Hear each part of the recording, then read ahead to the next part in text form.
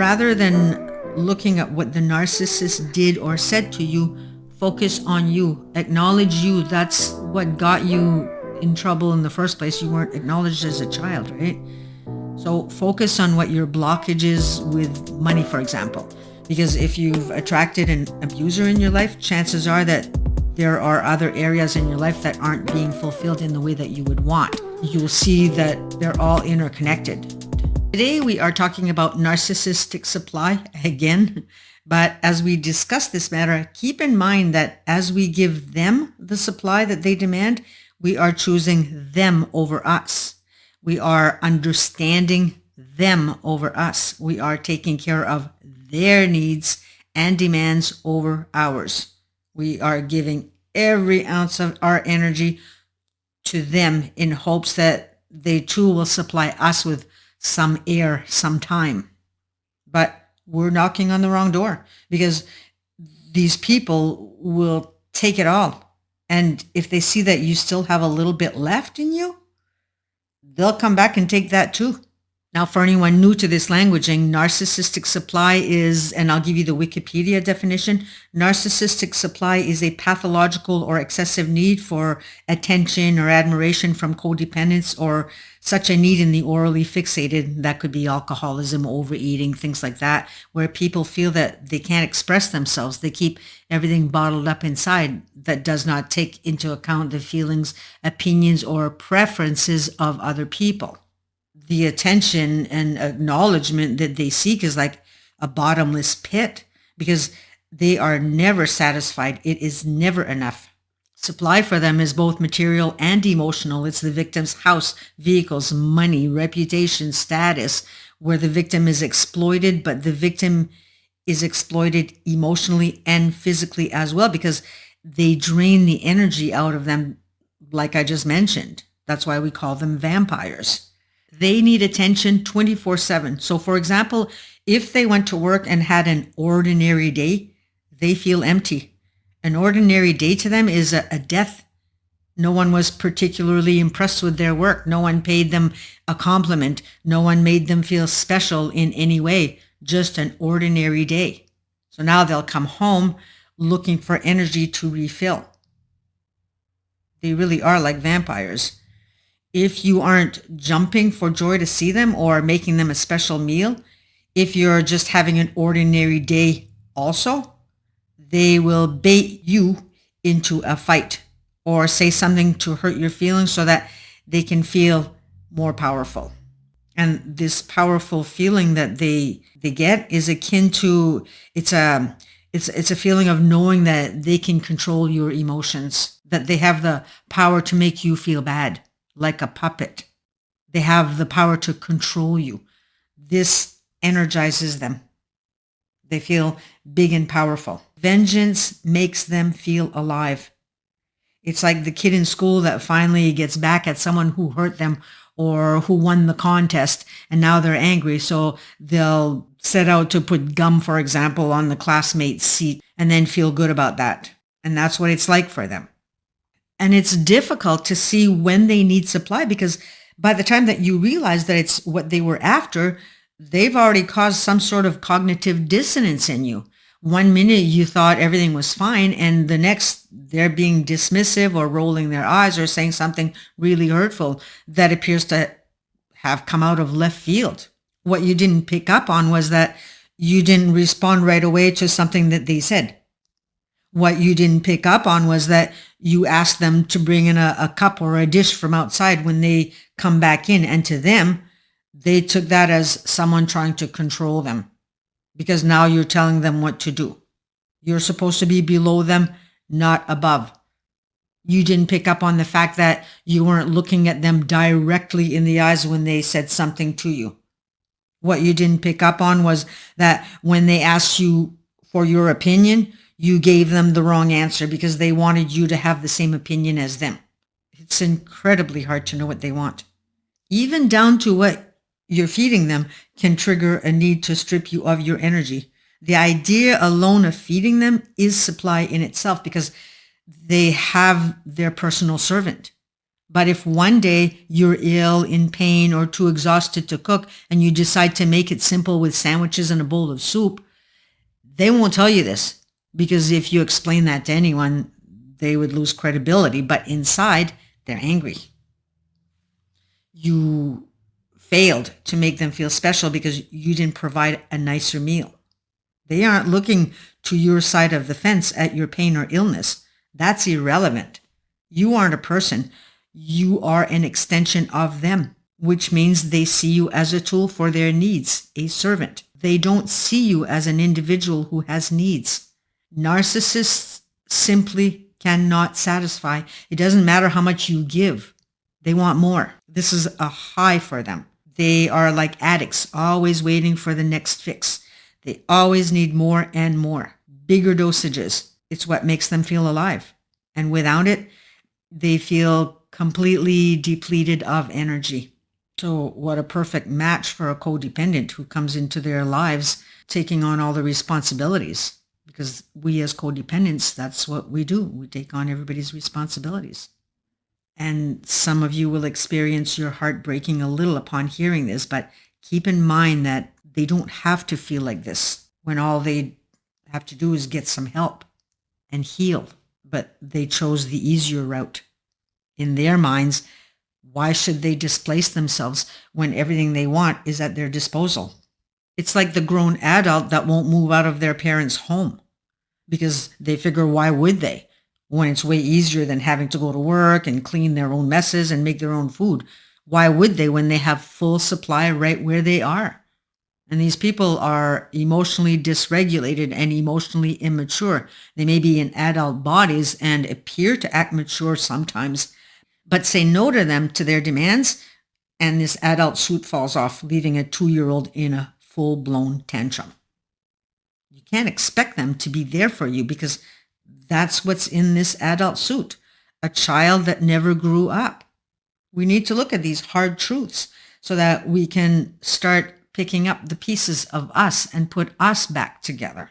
This is too much for anyone to handle.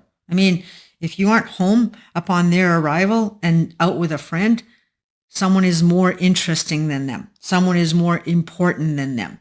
Even though if you were home, they would most likely not even say hello and go into their offices or their little worlds, and they ignore you completely. They want to be sitting in their offices getting more supply from emails or social media while you're giving them supply cooking in the kitchen. That's a double whammy for them. That's supply again. We don't always see that. It doesn't matter that you're left feeling like nothing more than a servant because it's all you are anyway. What's important is someone emailed them. Someone cooked for them. People are showing them that they are important. And knowing someone is out there doing that for them, it gives them energy. And that's supply. But they won't return that energy your way because the more that they can keep depleting you by hurting you and insulting you, it empowers them. It gives them even more and greater energy. So they'll keep taking more. They'll come and eat without a thank you. You'll inquire about their day and they'll talk, but they won't ask you about yours or show interest if you do talk about yours. Or they'll just eat without looking at you. They'll just look at their phones as though you were invisible. Meanwhile, you're so desperately in need of talking to someone over 3 feet tall, if you're a stay-at-home parent, but your needs won't matter. It's never been taken into consideration and never will, unless, of course, they need something. After dinner, they'll return to their worlds while you pick up the mess, and that too is supply. The fact that you continue to do more after they've treated you not so nicely empowers them because they're thinking, oh my goodness, I can treat this person any way I want and they'll still continue doing for me. And at the same time, it makes them disrespect you all the more. They see you as weak and stupid, and they're laughing at you. They aren't thinking what a wonderful and kind person that you are. So sickening. And this is why it's so important to be looking at getting to radical acceptance if you want to save yourself. And then how do you start? Where do you start? I get it. How can you take a course in healing when the narcissist is watching your every move, or Or how can you seek out help when the narcissist now has control over your finances or has left you broke because you're the one who's always paying for everything? You can start where you are right here and right now. You can start with one deep breath. Start where you're at. Take a deep breath and feel your body. Remember you for a moment. Give you that energy, not to them again. Feel your body and stop as often as you can and take that breath. You're acknowledging yourself when you do that. And that's important. So get acquainted with the silence because it speaks to you. You just have to listen, not necessarily with words, but with your heart and mind. So give yourself the gift of peace with no thoughts from time to time, rather than the incessant thoughts that you're having from the latest thing that the narcissist said or did. And recognize that you're giving that to yourself, giving you the space instead of them. And then intend that things are going to change. Repeat the mantra over and over again. I am willing to change, or the serenity prayer. God grant me the serenity to accept the things I cannot change. Listen to those words. It is so powerful. God grant me the serenity, or if you want to say the universe or whatever, however you want to call God, right? God grant me the serenity to accept the things I cannot change. The courage to change the things that I can, and the wisdom to know the difference. Think about that one. Look deeper. Take a look into your mind at who you would be if you would detach from this person. Who would you be without all the restraints? Imagination is powerful. Who would you be without your best days being no drama and going about your day robotically, making sure the narcissist hasn't a reason to jump down your throat, or doing everything for them just so that you can get a cookie crumb? One iota of acknowledgement. One iota of connection. Who would you be? Play that game in your mind a couple of times a day. Take 3 minutes. Daydream. Because the mind cannot tell the difference between reality and non-reality. So when you're having these beautiful little daydreams and seeing yourself happy and not around a narcissist, you start to create that in real life. So play these little mind games. Allow yourself to dream a new life into being. Remember to come back to the self. All these seemingly simple things are decisions that you're making every day and actions that you're taking, and that will move you forward to the next step, and then the next, if you keep following down the path of intention to healing. Intention is powerful. Another one that you might want to take note on is change your environment. When we're constantly doing the same thing day in and day out, going to the same places, it weighs down on us energetically. Because in this, we've created energetic blockages with memory, and I'm not even going to get into that. So just change the energy. Go for walks. If you already do that, change the route. Go to different convenience stores. Start repeating affirmations like I am enough and you did the best that you could. Do that every time the narcissist makes you feel less than or blames you. Another really great one is, and it's eye-opening, rather than looking at what the narcissist did or said to you, focus on you. Acknowledge you. That's what got you in trouble in the first place. You weren't acknowledged as a child, right? So focus on what your blockage is with money, for example. Because if you've attracted an abuser in your life, chances are that there are other areas in your life that aren't being fulfilled in the way that you would want. You'll see that they're all interconnected. So heal the core belief on one, and most likely the other areas will begin healing also. Here's a piece of work I did once. I wanted to understand why it was that I felt that I always had to work harder than the next person yet got less, or work twice the amount of the other for the same pay. Clients somehow would manage to convince me that the only days that they were available were Sundays, or they'd make their appointments at night when my closing hours were 5 o'clock. Not only did I work extra hard for my money, but any money that I had, everyone somehow took. In my relationships, I was always the one covering most of the costs of everything, all the bills, the food, and the renovations. One day I heard someone online saying something about money blockages and how it helped her discover something when she wrote a love letter to money. So needless to say, I got to work and started on my letter. I didn't have to get very far in the writing because I immediately discovered something. And here's what I wrote. Dear Money, I love and appreciate you. You've always showed up for me, even though at times it was at the last minute. You always make sure I get by, and I am grateful for that. But I feel as though I have to keep proving myself to you by working hard just to get a cookie crumb. And as soon as I wrote cookie crumb, it was in that moment, it was an aha moment because the words that followed were just like my relationships. I had to work hard for money just like I worked hard in my relationships, always doing more than my fair share and still working harder to please them just to get little in return, like money. And I also wrote, I don't feel that I can trust you because you are never readily available in my moments of wants and needs. And again, I thought, just like my relationships. Then I took a peek at other areas of my life, such as businesses I had had. And again, it was the same pattern. In that moment, I realized that if I wanted any and all of my other areas in my life to improve, all I had to do was to heal the one issue, more than likely anyway, and everything would fall into place. So get to work. It's up to you, though, if you want to try this out.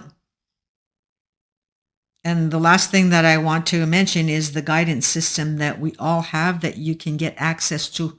And this one is an important teaching in the Celestine Prophecies.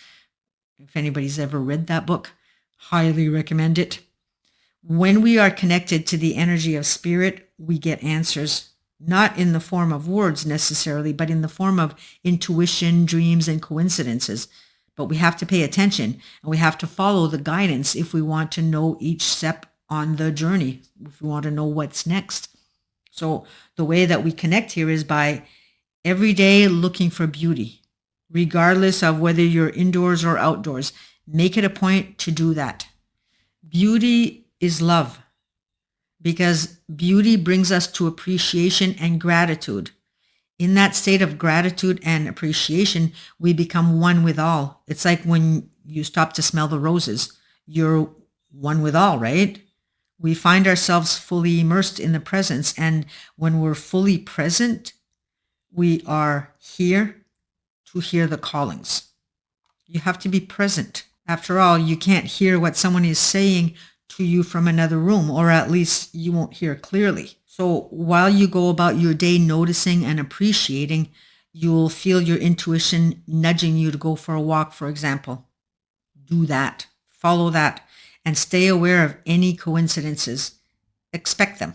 This is your guidance system calling you. Now, let's say that the night before you saw an ad or you heard someone talking about a specific book, and on your walk the next day, you're being nudged or your intuition tells you to stop at a specific store. And as you do, you see that very book from the night before or something about that ad that coincides. And this is your guidance system leading you. Don't ignore that, because now that book will have information there for you that you need for your next step. These coincidences, they're like little cues, and the more that you follow them, the quicker that you'll be guided. And why? Because you're listening. You're not putting all your energy on the narcissist. You're connected to self. You're ready. And when the student is ready, the teacher will appear. Look for beauty and follow coincidences. And other things could happen also, like when you're in the moment like that, when you're taking time to be with self. It could be a memory that comes up, or that something that needs to come up for healing. You know, it might be something that you need to grieve temporarily and get it out of your system. But whatever, it's magic. So on that note, I am done babbling, and I hope that I didn't get too far off track today. But again, I'm trusting life, knowing that in all that I've discussed today, there are certain things that I said that someone possibly needed to hear. I am wishing you all a great week, and we shall see you in the next video. Bye for now.